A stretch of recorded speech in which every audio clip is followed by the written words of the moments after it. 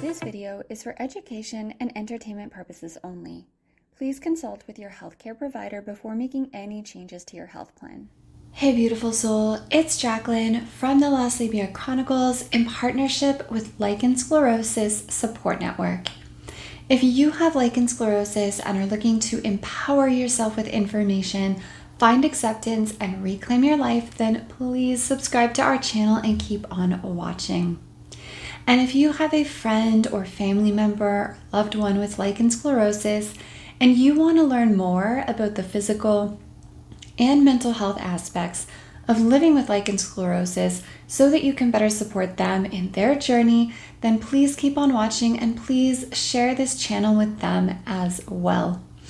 All right, so in today's video, we are going to be continuing our discussion of sexual health and lichen sclerosus and how those two intersect. But unlike some previous videos, we're going to kind of take a little departure from science and evidence-based medicine. And today, I really just want to speak kind of from a lived experience perspective of somebody whose sexual health was definitely impacted by this condition. So I'm going to be sharing my journey with sexual health and specifically with the mental health aspects of sexual health. So like the loss of confidence, the frustration, the depression, the hopelessness, all of those things, the fear and anxiety around sex. That's what I'm going to be kind of sharing today. And then I'm also going to talk about sex therapy. So what is sex therapy? What do they do? And what was my experience with sex therapy like? And how did it help me in my lichen sclerosus journey? So that's what we're going to be talking about today. And then in our next video, we're going to kind of build on the sex therapy piece. And I'm going to share some really helpful tools and tips and tricks on finding a sex therapist, working with a sex therapist, but I'm also going to share some other resources that you might want to draw on with respect to supporting your sexual health, because not everybody can access a sex therapist. So again, part 2 of this video is really going to be building on this and providing you with resources to support your sexual health. As always, if you find the information in this video helpful, then please give us a like, let us know in the comments, and with that, let's jump into things. If you've watched my diagnosis story, you know that my sexual health was greatly impacted by having lichen sclerosus. So I want to talk a little bit about what that really looked like for me. So I did start experiencing symptoms in my early 20s. Now, initially, this presented more as discomfort, but as time moved on, that discomfort started to grow in intensity to a point where I would then use the word pain to describe it. So sex was often very painful. Any kind of insertion, whether it was a finger, a penis, a toy, it was always very painful for me.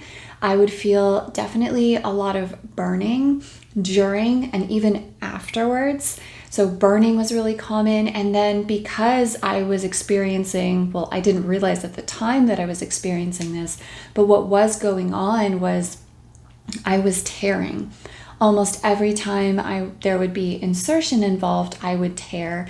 Usually at that 6 o'clock, so right at that kind of vaginal opening, around there, and then a little bit below that, to that fourchette area, it would tear. My skin, the vulvar skin, was often full of cracks and fissures. So I would experience a lot of stinging pain in those areas, and then just general soreness afterwards as well. And so somebody in their 20s, I definitely had different, boyfriends and partners at certain points in my life. And this definitely complicated those relationships. It was really hard as a young adult to communicate to my partners about this pain and about this issue. And the challenge really was I didn't understand what was going on with my body.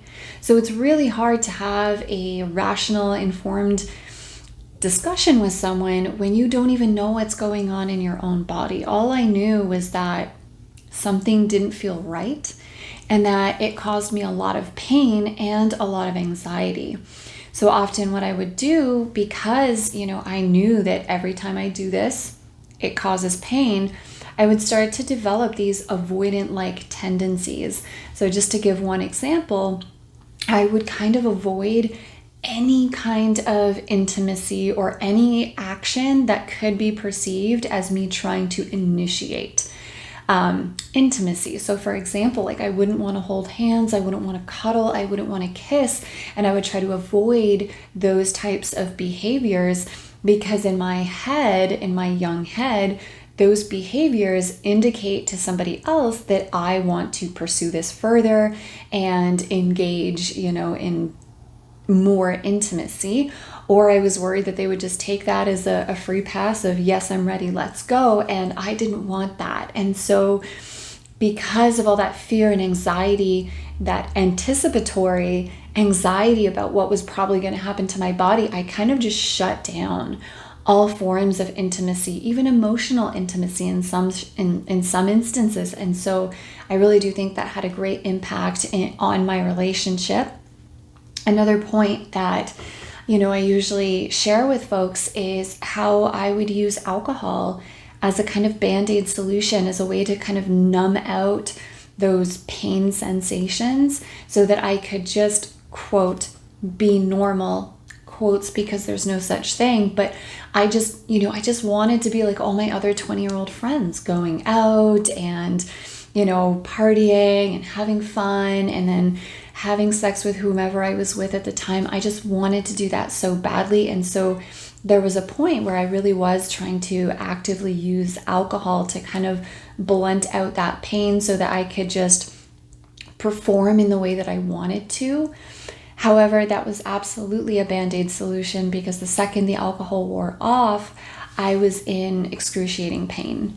So it wasn't really the greatest solution, but that is what my sex life really looked like for a large part of my 20s.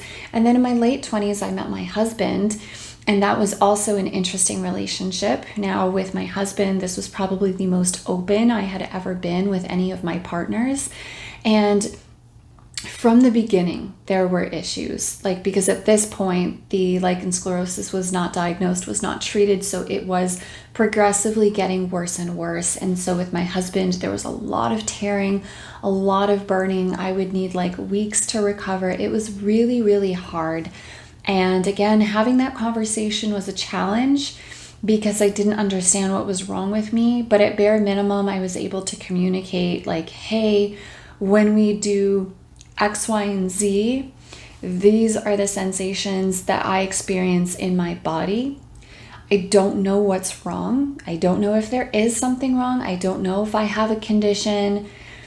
My STI screenings keep coming back negative, but I don't know, but this is where I'm at. And I need time to recover and I need longer warm-ups and all of these things. So I did my best to kind of communicate with him about what was going on. And of course, if you've watched my 3-part interview with my husband on what this was like from his perspective, and if you haven't, I will leave a card up here, and those will also be linked in the description box below for you to watch, then you know that my husband was incredibly patient and incredibly compassionate. So fast forward a little bit, and we are 3 months into being married, and I go to the GP, and finally, after almost 10 years, I get told, you have lichen sclerosus. And as part of her really quick, 1-minute primer on what LS is, she did mention, and this can cause sexual dysfunction. Now, sexual dysfunction is quite vague. I didn't really understand what that meant. My anxiety brain went to the place of, you'll never have sex again, you can't have sex. And so that night I went home and I cried and I told my husband, again, 3 months into our new marriage, I'm like, yep, we're probably never going to have sex again because I have this thing. And so that was a really challenging conversation to have. And so that is a really quick kind of summation of what my sexual health looked like leading up to my diagnosis. Many discussions of sexual health focus on the physical sensations, right? So the tearing pain, the burning pain, the discomfort, all of those things. But there's also a big mental health component to sexual health. And I kind of want to just give a really quick overview of the mental health aspects of my sexual health struggles. So number one, and these are in no particular order of intensity, but number one is fear and anxiety. So there was a lot of fear around sex, anxiety around sex. If I knew I was going to be having sex in the evening all day, my heart was like in my throat and my chest felt super compressed and tightened. My heart rate was through the roof. My nervous system was just, super sympathetic mode.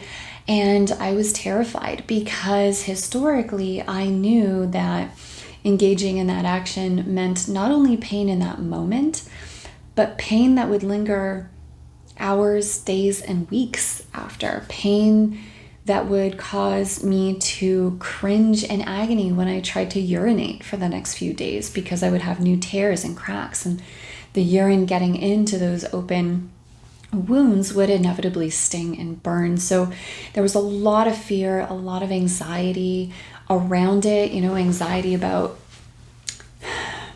how can I perform well when it hurts, how to mask my pain, how to minimize my pain, how to push through my pain, all of these types of things. Number two was, and I mentioned this in the last part of this video, but avoidance. Avoidance for me really went hand in hand with that anxiety because I was so nervous and scared to do this thing. I would become super avoidant and try to avoid any words, actions, behaviors, etc. that would potentially lead to that. Again, the example of like not wanting to hold hands or kiss and cuddle for fear that might initiate something more that would bring me into that insertion space of pain, which I really didn't want. And so I think, as a partner, I became very withdrawn and very uninvested.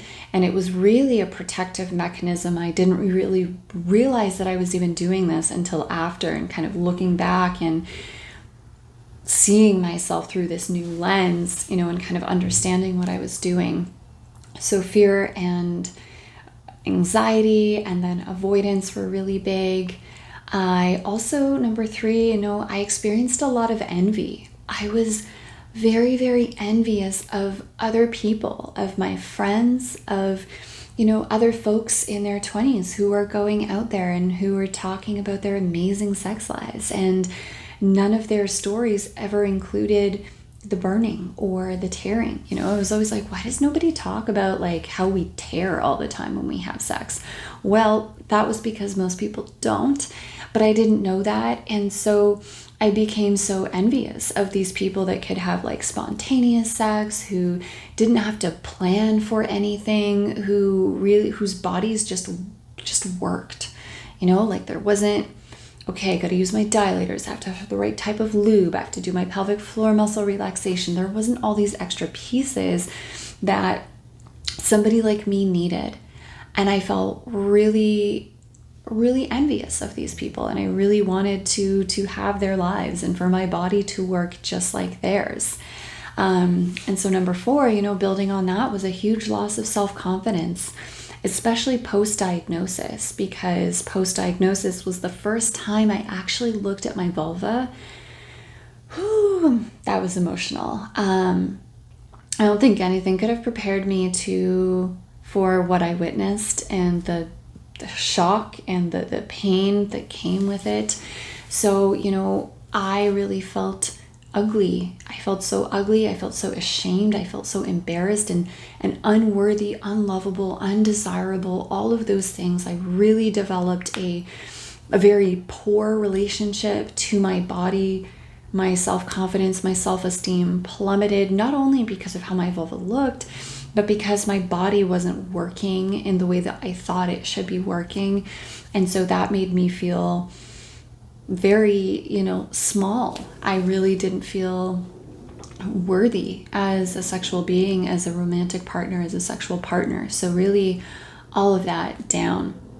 Another thing, obviously, and my libido was obviously shot. Now, I hesitated on putting libido in the mental health category because of the fact that libido kind of, it's definitely got some physical components, but it also does have some mental components. That's why I ultimately included it. But my desire for sex, my want for sex, my need for intimacy, all of these things, I had none of it. I basically was like a nun, like I didn't want to hear about it, anything like that. I also was really frustrated and angry at my body. I felt like my body betrayed me. I felt, just there, so much frustration. Definitely the why me, the what did I do, what could I have done differently in my past that would have maybe made it such that I never developed this condition. So definitely a lot of resentment, a lot of self-hate, a lot of self-blame. All of those pieces were absolutely there. Depression and hopelessness were a big thing. I felt very, very depressed for the first year of my relationship and also terrified. I thought I was going to lose my partner over this. Now, obviously, I did not. Again, you can check out that interview with my husband for kind of how he felt throughout this process. But those were, a lot of the emotions ringing in my ear. And then the last piece is kind of grief. I felt a tremendous sense of loss with this diagnosis and with my sexual health. So, I grieved the loss of my labia minora. I grieved the loss of, the parts of my vulva that used to be there, but that were no longer there. I grieved the loss of my concept of how I identified as a sexual being in relationships and in this world.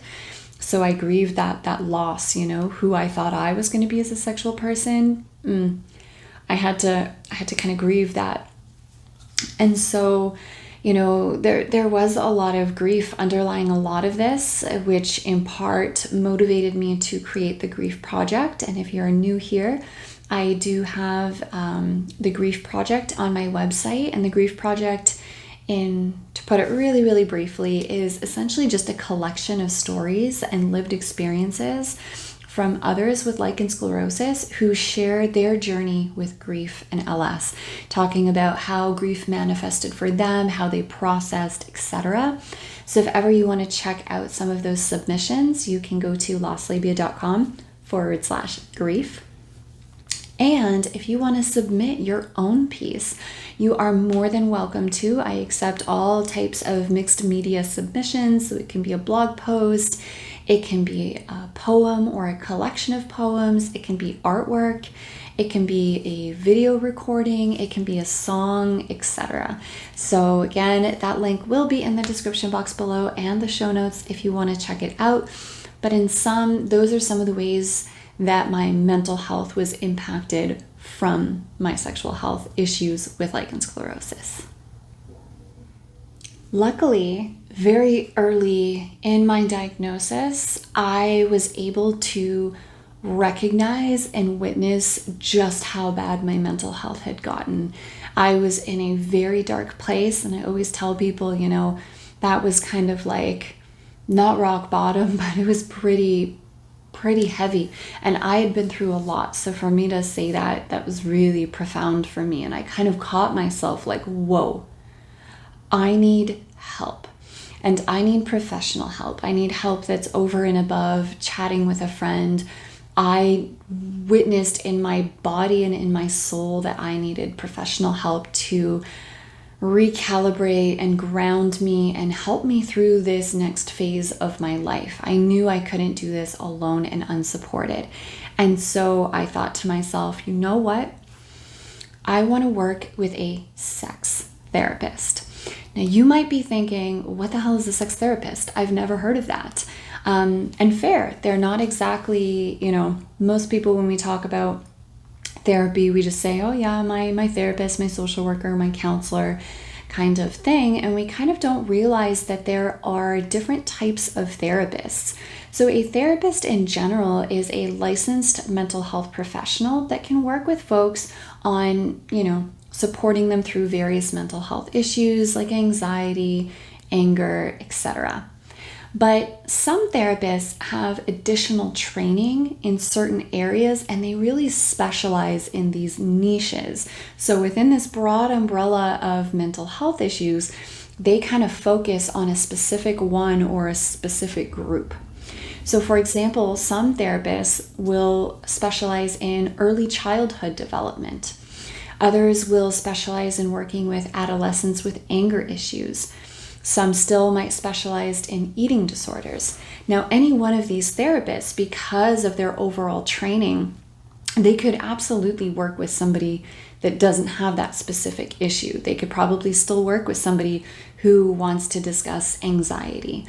However, this is kind of their bread and butter. They've taken extra training in this. They've written and engaged in research in this area. The majority of their clients struggle with the issue that is in their niche in some way, shape, or form. So when we talk about sex therapy, this is again a licensed mental health professional that is able to provide support to folks with a variety of mental health issues, but who's really taken a special interest in sex and sexuality. Sex therapy is a type of counseling that is meant to help support folks with sexual health issues. So when we think about, okay, great, like sex and sexuality, that's a really huge umbrella. What do they actually discuss with you? What are some of the issues that they can help you work on? So this list is some of the things that you can discuss with your sex therapist. Now, this list is by no means exhaustive. It's just to give a bit of an idea. So you can discuss arousal issues. You can discuss low libido, low desire issues. You can discuss pain with sex. You can discuss avoidance in sex, fear, anticipatory anxiety in sex. You can talk about specific conditions that affect your sexual health, like vaginismus, like vulvodynia, like lichen sclerosus, etc. You can discuss kind of like self-confidence issues in relation to your sexual identity. So for me, that was my complicated relationship with my vulva. You can discuss any relationship issues that you are having, or maybe you're not having, you're not dating and you want to date, but you don't know what that looks like and you're really afraid to go back on the dating scene. That's another thing that you can discuss with them. You can work on envy with respect to other people's sex lives. So there's a lot that they can kind of discuss and support you with. They are also usually very trauma informed. So if you have any history of sexual assault or trauma with respect to sex and sexuality, then that is another thing that they are trained to support folks in. So really there's a lot under that umbrella that they can help support you with.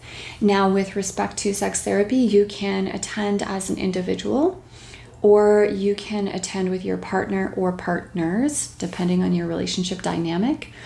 You could do a mix of both, so maybe some individual sessions as well as some coupled and partnered sessions. That's really up to your discretion and whatever you need in that journey. And then finally, you can work with your sex therapist. Now, this kind of depends and varies per therapist, but in general, in this day and age, in 2023, you can work with them either in person, so in their office, in their clinic, or you can work with them virtually. I did about 3 sessions in person, and then I switched to completely virtual and have been doing virtual therapy for probably about 4 years now. So just, know that that is absolutely an option for you. As I mentioned, I knew very early on that I wanted to work with a sex therapist. I knew that my sexual health had already been significantly impacted, and I knew it was going to continue to be impacted, and that I was going to struggle more and more. And I really wanted a sex therapist to kind of help me through this stage of my life. So after a fair amount of research, I found the sex therapist I wanted to work with. And just to kind of give a little funny story, it wasn't funny in the moment, but it's funny now. So just to kind of share. So my first appointment with my sex therapist was on a weekend, and it was downtown. And this was before COVID. So I was going in the physical office, and I was so nervous leading up to this session, and I had so much anxiety built up, and I just I wanted to see her, and I just wanted to start this so bad. Like every cell in my body just was counting down for this day. And so I arrive at the building, doors are locked. Okay, I've got 15 minutes before the session starts. Trying to figure it out, can't figure it out. A few people after me try to open the doors, can't. Then someone figures out that, okay, there's this buzzer code and you have to know the code and something. So someone comes in after me, knows the buzzer code, buzzes their office, gets let in. So I follow this person and into the lobby, and then you've got some elevators. Okay. So I follow this person and I get in the elevator with them. They press, these are arbitrary numbers. They press floor 3, I press 410. Okay. So we get to floor 3 and this person gets off. And then instead of going to floor 10, we just go back down to the lobby. So I'm like, okay, maybe I didn't press it hard enough, press it long enough, press 10 again, doesn't work. So then I realized that, okay, they've got some weird system going on here where the elevators work but don't on the weekends. So I'm like, oh my gosh, okay, I'm in this building, and I'm at the same time I'm emailing this therapist. I'm trying to call the office. I'm trying to be like, how am I supposed to get to your office? Everything is closed. Things are locked, the elevators. And as this is going, I'm basically having a huge anxiety attack. I can almost feel it in my body now, reliving it. So then I go, okay, fine. You know what? You're fit. It's 10 floors. Take the stairs. So next to the elevators, there's a staircase. Open the staircase, go in, climb all of those stairs. And I'm out of breath, just from climbing. Do I not get to the 10th floor? And the door is locked. So the door is locked, and I'm like, oh my gosh, I am trapped in a staircase. And so at this point, I start banging on the doors and screaming help me, help me. Nobody answers. So then I go down to the 8th floor, and I'm banging and trying every single door and trying to be as loud as possible so someone will rescue me. And I'm still trying to call the office, and I call and I leave a message. I'm literally crying, how could you do this to me? You lied, you can't play with people's emotions like this, and yada yada. And I have a complete meltdown, a complete panic attack. Anyways, I finally managed to get out on the 1st floor, and now, even though I'm safe and out of the staircase, I start crying because I wanted this session so bad. All I wanted was to start, and okay, so I'm free from the staircase, but now I can't get in. And anyways, my therapist managed to reach me and they had to come down to let me in. They had no idea, because they typically don't do therapy on the weekend in that building, and they had no idea about all these extra security measures with the outer doors, the elevator, and then the staircase. And so, to be honest, my first therapy session was really just my therapist grounding me post panic attack, and really just getting me to get in touch with that feeling of safety again, and knowing I am safe, I am here, it is okay, we are going to work together, all of that. So the first session was very much just grounding me post panic attack.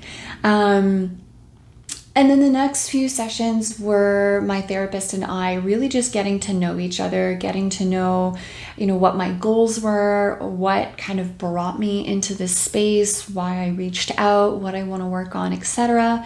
And then moving forward over the next 3 years, we just worked on so many of those mental health layers that I was mentioning earlier. We kind of started working on the body dysmorphia and my really strained relationship to my vulva, me calling myself disfigured and ugly and gross, and all of the embarrassment and shame that I carried, and that sense of ugliness, that sense of unworthiness. So we really focused on that for the first few months. And even when we shifted away from that, we would still kind of weave it in when relevant. So it wasn't like a instant fix. We talked about it and now I'm great and love my vulva. It really took time and a lot of work. And then, then we kind of switched gears for a little and focused on the anxiety and the anticipatory anxiety around having intimacy.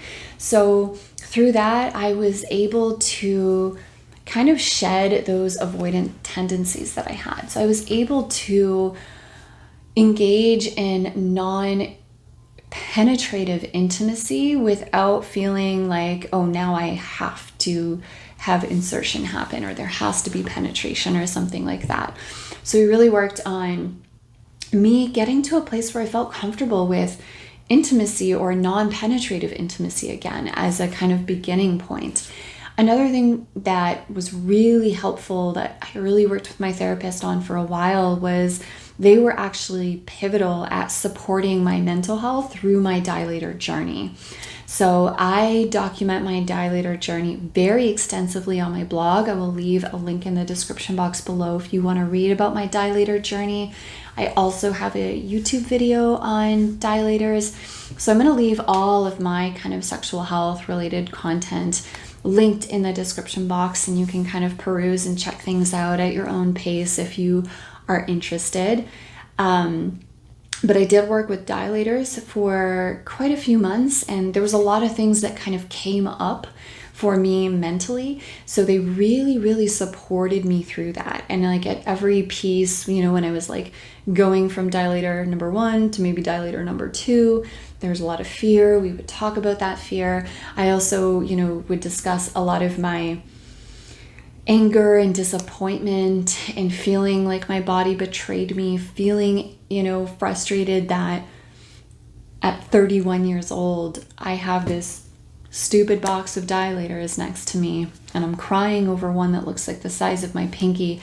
And I never thought that this was going to be my future, right? I never thought that at 31 I would need to be inserting these little things and doing all this clinical work so that my body could just work in the way I wanted it to. And so they really, really helped support me through that whole process. And that was really, really incredibly meaningful and helpful for me because doing dilators is a physical act, right? So you are either having the dilator lie on the vulva, you are either inserting the vulva, inserting into the vagina, you're either doing stretches. There's some physicality to it, but it's so mental. It's so, so profoundly mental. And a lot of folks that discuss dilators on social media and stuff, it doesn't always address those mental pieces. And so to have that consistent support throughout that journey was really, really important for me. So today, as I record this, even though I have lichen sclerosus, my sexual health is probably the best that it has ever been in my entire life. Now, some of that is, we can attribute that to my being in remission, to my also not having any symptoms for over 3 years, to my actually being able to physically have penetrative sex without any pain, without any complications, without any flares. So that is definitely a huge piece. But also the mental health aspects of sexual health. So much healing happened for me in those 3 years that I worked with my therapist and I worked with, myself. And I have to say, it was a lot of hard work. I won't sugarcoat this. A lot of this meant sitting with a lot of trauma, with a lot of mental pain with a lot of hurt, and allowing myself the time and space to really process that. And so that means sitting with some really uncomfortable, icky feelings for a long time. That means doing really hard and challenging work sometimes, but it has been incredibly rewarding to get to the place that I am now. Again, not only just being able to enjoy and have pleasurable, pain-free sex, but also being in a place where I love my vulva. Yeah, I've lost my labia minora and my anatomy looks different. It doesn't bother me anymore. I love her. She's tiny, she's cute. It's good. My communication with respect to sex and sexuality is stronger than it has ever been in my entire life. My confidence is higher. Just overall, night and day shifts. And so to me, sex therapy was a huge, huge part of my journey.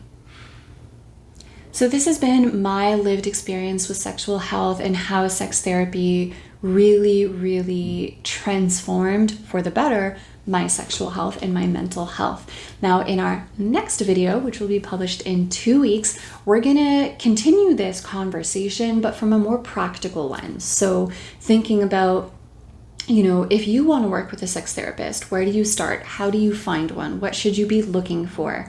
What kind of questions should you be asking them? And then not only that, but what other resources are out there that may be supportive and helpful for you in your sexual health and lichen sclerosus journey. So if you are not subscribed already, make sure that you subscribe and hit that notification bell so that you do not miss when that video comes out. So that is it for this video. I will catch you in the next one.